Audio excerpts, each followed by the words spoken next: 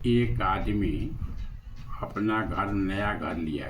किसी आदमी से एक आदमी अपना नया घर लिया और उस घर के पास जो है सो आपका अमरूद का पेड़ भी था।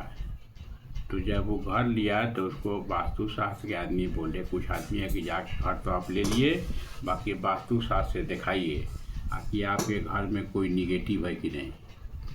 तो वो आदमी जो है सो गया वहाँ पर जाके वास्तु शास्त्र के सबसे बड़े विद्वान थे, उनको गया और उनको बुला के लाया।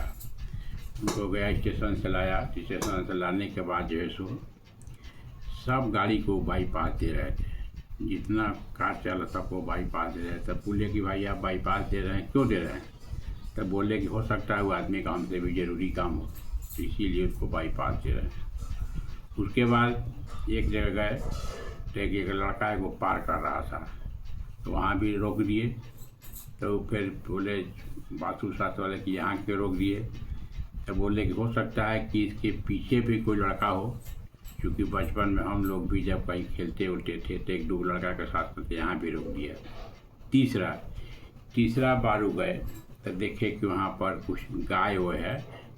तो गाय जब देखे वहाँ भी ब्रेक लगा कर रोक दिए। जब गाय पास की तब जो है सो आगे बढ़े। आगे जब बढ़े तो आगे बढ़ने के बाद देख रहे हैं कि अपना घर के पास वहाँ अमरूद है, और अमरूद पर बहुत बच्चा सब जो है सो अमरूद को जो है तो तोड़ रहा है। अमरूद को तोड़ रहा है तो गाड़ी को रोक दिए। इसलिए रोक दिए कि हम अमरूद जो बच्चा जब अमरूद अगर हमारा आवाज़ सुनेगा तो अमरूद नहीं तोड़ेगा, अमरूद जो डेरा के भाग जाएगा। तो इसके बाद से जो है सो वास्तु शास्त्र वाले को ले गए। घर के बाहर है तो बोला कि आपके घर में कोई वास्तु दोष नहीं है। तो वजह क्यों नहीं है? तो बोला कि जिसका विचारधारा ही बहुत सही है, जिसका विचारधारा बहुत सही है, जो दूसरे का भलाई करता है, जो दूसरे की सेवा करता है, जो दूसरे को दुख सुख को समझ लेता है, उस आदमी के घर में कोई भी वास्तु दोष नहीं होता है।